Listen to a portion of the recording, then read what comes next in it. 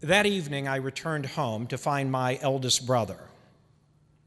He was, according to my mother, the brightest, most gracious, most accomplished of all of her sons.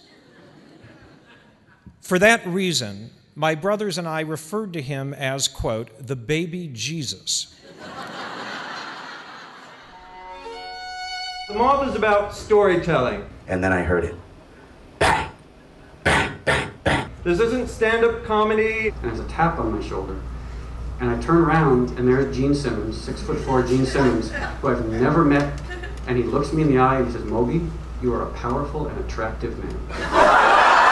People aren't going to read. I opened it, and in calligraphy, because he'd gotten a calligraphy set, I think, for his bar mitzvah, it said, whilst thou go to third, milady. You just need your past. You just need where you're coming from and somebody else to listen. And herpes, you're clear for that, and you're clear for blah, blah. And I was like, I'm sorry, I have genital herpes. He said, no, you don't. I said, no, dude, trust me, I do. I've told a lot of people I haven't. It's urban storytelling. I love stories, and this is the only game in town. The Moth was born in the brilliant mind of George Doss Green. When I was a young man in Georgia, we used to sit around on Wanda's porch and drink Jack Daniels all night long and swap stories.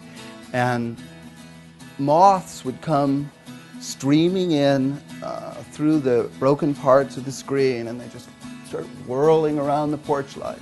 And we started calling ourselves the Moths. One thing that New York is really missing is this tradition of beautiful storytelling. Although there are many, many amazing storytellers in New York, cocktail party chatter prohibits any kind of story longer than 2 minutes.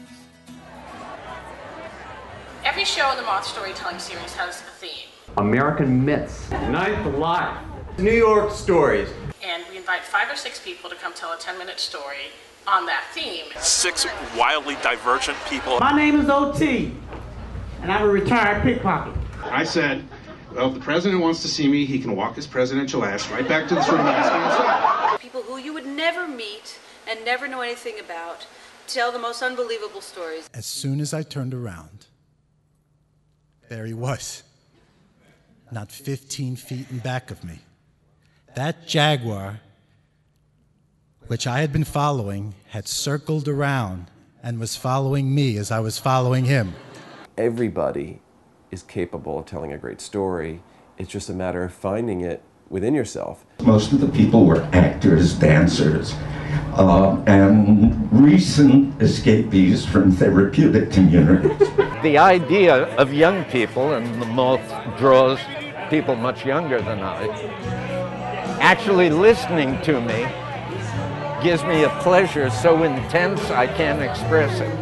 There is usually in a story that's really successful at the Moth that little moment of vulnerability. And I noticed a woman, and she was rooting around in the garbage. She looked like your average run-of-the-mill homeless woman, but she was in fact my mother. You would, you know, get to know someone sometimes 5 years before you get to hear those stories from them, and everybody has them. A 6.5.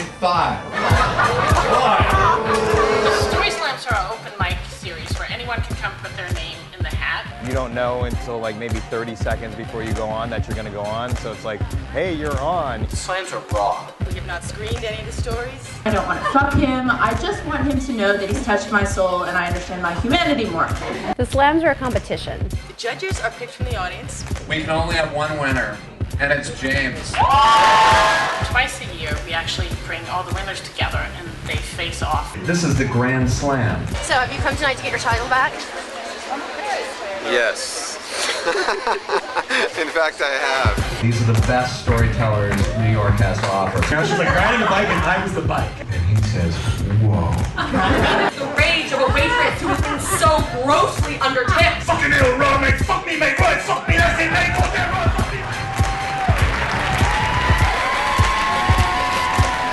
bitter and envious. I'm proud to say it. I told 2 stories at the Moth, which was the most fun I ever had in my life until I volunteered. The outreach program at the Moth was born from the idea that we really wanted to reach people who wouldn't necessarily come to us. We work with at-risk youth groups and we work with adults in rehabilitation programs. Communication is such an integral part of everything we do. Like going for a job interview or something. All the outreach workshops start with a show by Moth storytellers. Then we come back for 4 to 5 weeks and work on the stories of the participants in the group. What they do find out is they are worth listening to. And then a couple of times a year, we bring outreach graduates to the Moth's main stage at the Players Club. To be here tonight at the Players Club is a major leap for me. Every time we walked in the restaurant, the seas would part.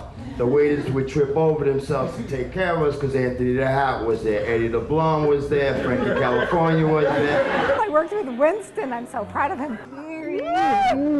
I have a lot of thanks to give to the Moth and the organization and all the helpers, the volunteers. When you help somebody else tell their story, it's so amazing because you can change their opinions of their lives. What's particularly special about this is some of the volunteers that are working with me at this workshop are former participants from other workshops. He said, no, you can come and volunteer and whatever, and that's a good thing for me. It becomes a community where people that have received help now offer help.